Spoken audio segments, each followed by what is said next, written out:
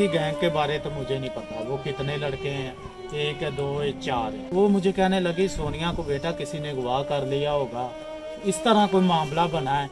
एक लड़की राइये से गायब हुई थी, वो अब तक नहीं मिली बेटा, मैं क्या कर सकती हूँ। आंटी ने मुझे कॉल किया, सनी बेटा शौकत घर है।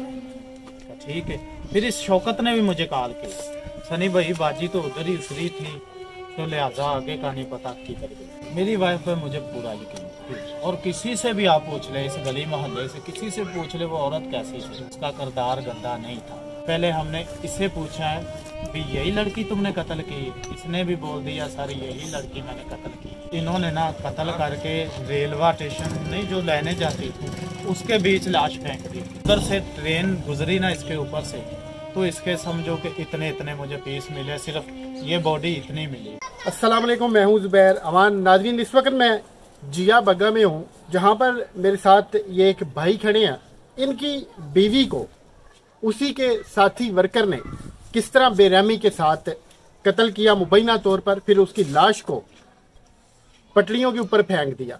जब इनकी बीवी इनको मिली उसकी क्या हालत थी, फिर इनकी बीवी के साथ इतना बड़ा जुल्म क्यों किया गया, तो आइए पूरी बात इन्हीं से जानते हैं। सनी भाई, पहले तो इस दुख की घड़ी में हम आपके साथ बराबर के शरीक हैं, क्या हुआ ये सारा वाकया? सर ये वाकया कुछ इस तरह से हुआ है, ये जो लड़का काम करता है ना उधर, मेरी वाइफ भी उधर ड्यूटी करती थी, लिहाजा ये उसे ले जाता भी था, घर लेके भी आता था। जो इनकी सुपरवाइजर है साजदा बीबी, वो भी इनके साथ ही जाती थी। मुझे अपनी बीवी पे पूरा यकीन था कि मेरी वाइफ गलत नहीं, जिसके साथ मर्जी जाए, जिसके साथ मर्जी है, लिहाजा वो ड्यूटी पे जा रही है लगातार उसके साथ। तो सर इस तरह कुछ वाकया हुआ कि मैं जुमे रात की शाम को थोड़ा सा लेट आया हूँ, घर लेट आया हूँ, मेरी ड्यूटी लेट होगी, मैं लेट आया हूँ। तो बीवी ने मुझे फ़ोन किया इसी सुपरवाइज़र के नंबर से।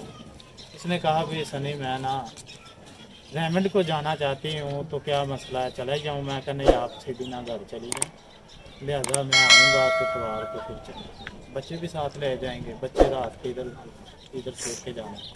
वो कहने लगी चलो ठीक है, मैं ना घर चली जाती हूँ।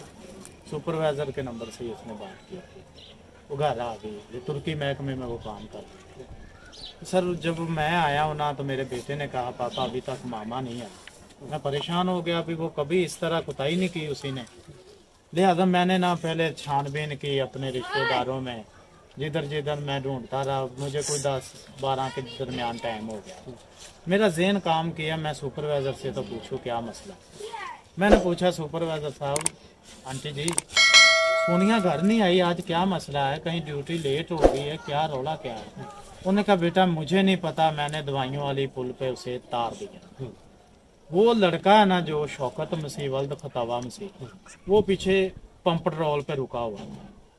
जब वो पंप ट्रोल पे रुका है ना, तो उनकी गैंग के बारे तो मुझे नहीं पता, वो कितने लड़के हैं, 1 है 2 है 4 है। ये जब उसने कहा ना हमने उधर तार दिया है, तो मैंने कहा शौकत कहाँ है आंटी? उसने कहा शौकत पेट्रोल पंप में खड़ा हुआ था, और वो अपनी वालदा को लेके, ये हॉस्पिटल है ना जो क्या यूनिवर्सिटी, इस पे उसने जाना था। वो आंटी के बकौल है। मैंने थोड़ा सा ज़हन को ना फ्रेश करके सोचा, मैंने कहा भी लगता है मुझे इन पे कोई डाउट। मैंने उस आंटी से बोला, मैं क्या आंटी जी बात सीधी सी है, आप 10 वर्कर आए हैं उसमें, लिहाजा सोनिया अकेली तो नहीं गायब हो सकती। वो मुझे कहने लगी सोनिया को बेटा किसी ने अगवा कर लिया होगा, इस तरह कोई मामला बना है। एक लड़की राइये से गायब हुई थी, वो अब तक नहीं मिली बेटा, मैं क्या कर सकती हूँ? मैं क्या चलो ठीक है, आप नहीं कुछ कर सकती। मैं लिहाजा आ गया घर, 12:20 रात का टाइम था, खौफनाक जगह थी। मैं जब घर आया ना सर, तो मैं आन के लेट गया। नींद तो मुझे आ नहीं रही थी क्योंकि मेरी वाइफ गायब थी। मैंने आन के अपने बच्चों को देखा। दिन चढ़ा तो मुझे मेरे साहब ने कॉल की भी सनी बेटा कुछ पता चला? मैं कहा नहीं सर मुझे कोई पता नहीं चल रहा, कोई इल्म नहीं। उसने कहा फौरन मेरे पास है। मैं कहा सर आ रहा हूँ। मैं उधर गया, साहब ने मुझे कहा कि किसी पे कोई शक है या कोई तुम्हें लगता है तुम्हारे साथ ऐसा कर सकता है? मैं कहा सर मैंने इन दोनों लड़कों से बात की है। ये जब फिर ना आंटी ने मुझे कॉल की, सनी बेटा शौकत घर है। ठीक है, फिर इस शौकत ने भी मुझे कॉल की, सनी भाई बाजी तो उधर ही उतरी थी, तो लिहाजा आगे का नहीं पता किधर गई। मैं कहा ठीक है भाई शुक्रिया। फिर मेरे साहब ने कहा आप ना किसी पे शक है ना तुझे, तो मेरा भाई आप सीधे थाने जाएं।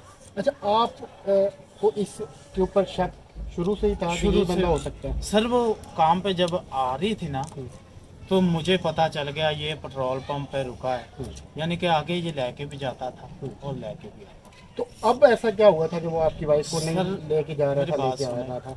ये एक दिन रक्शे पे चली गई, ठीक है, रक्शे पे जब गई है तो उन्होंने कहा भी आप रक्शे पे ही आए कर। मुझे शक फिर इस वजह से हुआ भी ये मेरा मुजरम लगता है। अच्छा, यही आपकी वाइफ को क्यों लेके जाता था या लेके आता? सर मैं एक गरीब हूँ, मैं सुबह बच्चों को भी स्कूल पे जाना होता था, टिफिन बना जाती थी बच्चों के, ठीक है ना। अपनी वाइफ पर हर आदमी को यकीन होता है या नहीं होता? मेरी वाइफ पर मुझे पूरा यकीन है, और किसी से भी आप पूछ ले, इस गली मोहल्ले से किसी से पूछ ले वो औरत कैसी थी, आपको बताएंगे कोई औरत अच्छी थी, उसका किरदार गंदा नहीं था। लिहाजा मैंने ना उसे कहा जैसे बेहतर लगता है। फिर इधर एक रक्शे वाला भाई, उसकी बीवी भी जाती है ड्यूटी पे, मेरे लिए और आसानी होगी। मैंने कहा चलो कोई लोग बात नहीं मुझे करेगा कि इसकी बीवी किसी के साथ जाती है। मैंने कहा चलो ठीक है, तुम रक्शे पे चले जाओ, 100 रुपये किराया ही है ना, आप जाते वक्त दो, 50 आते वक्त दो, मुझे ये अच्छा, उस दिन सारी जो साथी उनकी खवातीन वर्कर थी वो सारी अपने घरों में आ गई, आपकी वाइफ नहीं आई? फिर क्या हुआ उसके बाद? फिर सर मुझे डाउट हो गया, जब मुझे आंटी कॉम्प्रोमाइज करती थी ना, बेटा वो गवाह हो गई है, ये है वो, मैंने उसकी बात रिपीट की गई। मैंने कहा हो सकता है कि इन्होंने ही गुस्नान करा दिया। मैं अपने साहब की तरफ से मैं आया हूँ, FIR लिखाई, मैंने नाम लिखा, SHO को मैंने नंबर दिया आंटी का, मैंने कहा सर इन्हें बुलाया, क्या था FIR मेरी नाम लूँ मैं, मुझे जो शाखा उसके दायरे में आएगा ना, मैं आपको नाम ज़्यादा करा दूँगा दरखास्त। उन्होंने ले लिया, ठीक है। पुलिस ने मेरे साथ बहुत अच्छा तामन किया, मुझे आगे भी उम्मीद है कि मेरे साथ बहुत अच्छा गवर्नमेंट तामन करेगी। लिहाजा मेरी अपील यही है सर, मुझे इंसाफ चाहिए, मेरे निके निके बच्चे हैं, रेंट पे मैं रह रहा हूँ। फिर आपकी वाइफ आपको कैसे मिली और कहाँ से मिली? सर मैं बताता हूँ आपको, जब मैंने रिपोर्ट दर्ज कराई ना, तो इस लड़के के मैंने नाम दे दिया, इसको पुलिस वालों ने अपने तरीके से मना लिया है। फिर उन्होंने मुझे कॉल की है, सनी बेटे किधर हो? मैं कहा सर मैं घर बच्चों को दूध दे रहा हूँ। उन्होंने कहा जल्दी आ जाओ, आपका मुजरम मान गया। लिहाजा फिर उन्होंने मुझे तस्वीर निकाल के दिखाई, बेटे पहले हमने इससे पूछा है कि यही लड़की तुमने कत्ल की है? इसने भी बोल दिया सर यही लड़की मैंने कत्ल की है। फिर आपको बुलाया, ये तस्वीर चेक कर लो, ये तो आपकी बीवी की है। मैं कहा सर ये बिल्कुल मेरी बीवी है। ये मामला ऐसे हुए। आपकी वाइफ जब आपको मिली क्या हालत थी उसकी, कहाँ पे पड़ी? सर वो इन्होंने ना कत्ल करके रेलवे स्टेशन नहीं जो लेने जाती उसके बीच लाश फेंक दी इस लड़के ने। मुझे नहीं पता इसके साथ कितने बंदे। जब उधर से ट्रेन गुजरी ना इसके ऊपर से, तो इसके समझो कि इतने मुझे पीस मिले, सिर्फ ये बॉडी इतनी मिली, ये देखिए आप इतनी बॉडी मिली। चेहरा उसका बिल्कुल नहीं था कि जिसकी वजह से तस्वीर से मुझे अल्लाह पाक ने इंसाफ दिलाया। इसने क्या बताया क्यों इतना जुल्म किया आपकी बीवी के साथ? इसे किस बात का गुस्सा था, किस बात की रंजिश थी? सर ये पुलिस वालों को पता उन्होंने क्या बताया, मैं तो अभी तक उसके मत्थे भी नहीं, मेरी उससे कोई डिस्कस नहीं हुई। मैं अपने घर में अपना जो हालात है आपके सामने, ये कितनी पब्लिक है, बच्चे में छोड़ के किधर जाऊँ? ये सनी भाई हैं, ये मेहनत मजदूरी करते हैं, और आप देखें कि इनके साथ, इनकी वाइफ के साथ उस जालिम ने किस कदर जुल्म किया कि अब ये इनके मासूम से बच्चे हैं जिन्हें ये संभाल रहे हैं, और ये वीडियो इसलिए बनवा रहे हैं कि इन्हें इंसाफ चाहिए।